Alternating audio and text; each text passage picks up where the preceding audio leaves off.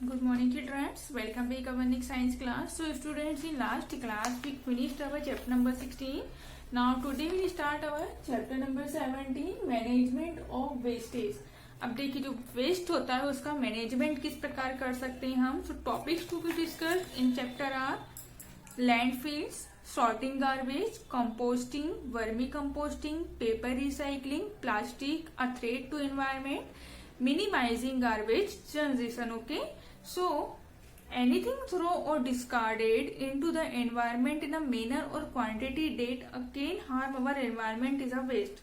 देखिए कुछ भी जो हम फेंकते हैं जो वेस्ट हो जाता है, जिसे हम फेंक देते हैं हमारे एनवायरमेंट में जाकर इन अ मेनर और क्वांटिटी डेट अकेन, जो क्या होती है उसकी जो मात्रा होती है वो क्या करते हैं हमारे एनवायरनमेंट को खराब कर रहे हैं, हमारे पर्यावरण को प्रदूषित कर रहे हैं, जिसे बोलते हैं हम वेस्ट बोलते हैं.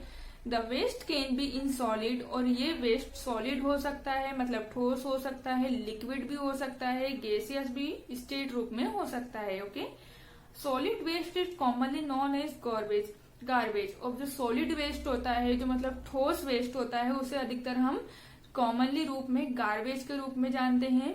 We generate a lot of garbage every day in the form of breaks, ton, pages, wrappers और डिफरेंट आइटम्स. देखिए हम अधिकतर मात्रा में जो गार्बेज होता है वो क्या होता है, अधिकतर जो हमारे दिन में निकलता है, रेक्स निकलते हैं, हमारे टॉन, पेजेस निकलते हैं, व्रेपर्स निकलते हैं, हम जो भी कुछ कैंडी वगैरह खाते हैं, चॉकलेट्स खाते हैं उसके जो रेपर्स निकलते हैं, और डिफरेंट आइटम. उसके अलावा और भी डिफरेंट आइटम्स निकलते हैं, ब्रोकन ग्लास वेयर्स निकलते हैं, टूटे ग्लास निकलते हैं, एंड प्लास्टिक वेयर्स निकलते हैं, and fruits and vegetable peels मतलब सब्जियों के, फलों के छिलके तक भी सब वेस्ट की गिनती में ही आते हैं या गार्बेज की गिनती में आते हैं. Every day we throw garbage into the public dustbin of our area. और डेली हम रोज अपने जो गार्बेज निकलता है उसे हम पब्लिक डस्टबिन, अपने एरिया में जो पब्लिक डस्टबिन होता है उसमें फेंकते हैं. Let's see what happen to the garbage collected in the public dustbin. जो आप देखते हैं, अब हम देखेंगे कि क्या होता है जब वहां पे जो गार्बेज इकट्ठा होता है उन पब्लिक डस्टबिन में उसका मैनेजमेंट क्या होता है. So first topic is landfills. Okay, after garbage gets collected in the public dustbin, a big enclosure, the worker of the municipality handle the garbage.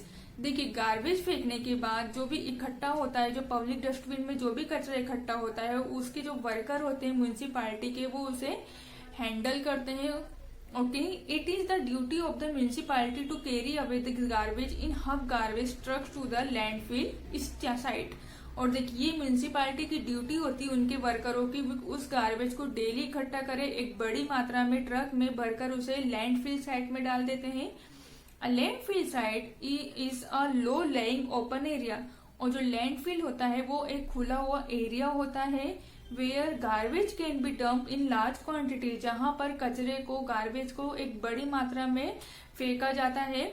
A landfill is design and located in such a way that is looks isolated from the surrounding environment.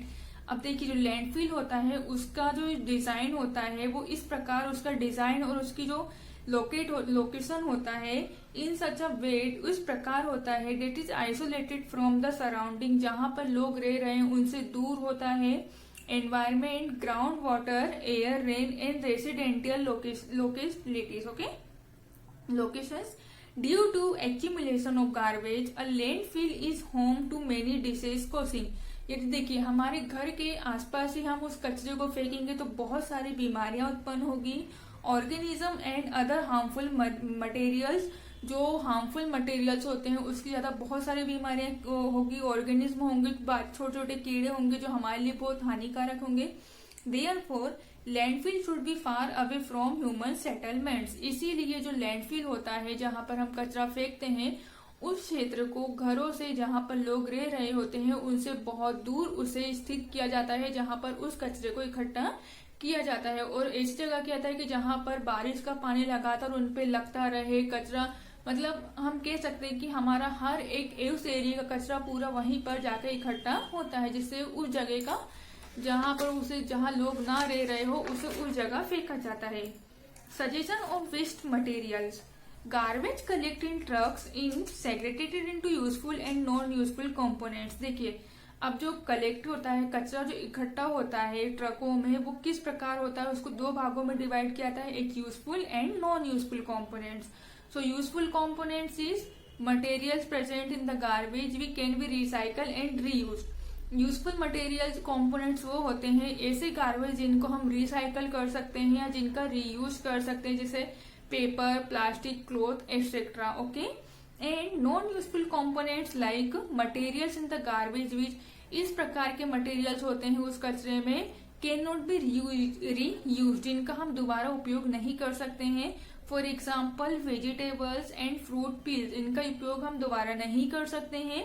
Egg shells, अंडे की जो ऊपर की shell होती है etcetera, मतलब जो खाने की चीजें होती है जो छिलके हम फेंक देते हैं, उनका हम दोबारा यूज नहीं कर सकते। लेकिन जो पेपर होते हैं, प्लास्टिक मटेरियल होते हैं, क्लॉथ होते हैं, उनका हम दोबारा रीयूज कर सकते हैं। तो इस प्रकार के मटेरियल को दो भागों में डिवाइड किया गया है, useful and non useful. Useful जिसमें जिन्हें हम दोबारा यूज कर सकते हैं, नॉन यूजफुल जिनमें हम दोबारा उसे यूज नहीं कर सकते हैं। The non useful components are spread over the landfill and then covered with layer of soil. अब जो नॉन यूजफुल मटेरियल्स रहता है, कंपोनेंट्स रहते हैं, उसे पूरी लैंडफिल में फैला दिया जाता है and then covered with layer of soil, और मिट्टी से कवर कर दिया जाता है। When the landfill is completely full, और जब वह लैंडफिल completely full हो जाता है, it become level ground, तो वो ग्राउंड के लेवल में आ जाता है। This ground can be developed as a garden or a park, और उस जगह को, उस ग्राउंड को हम एक पार्क के रूप में, गार्डन के रूप में यूज कर सकते हैं। Okay, so student, that's all for now, we will continue in next class. Thank you.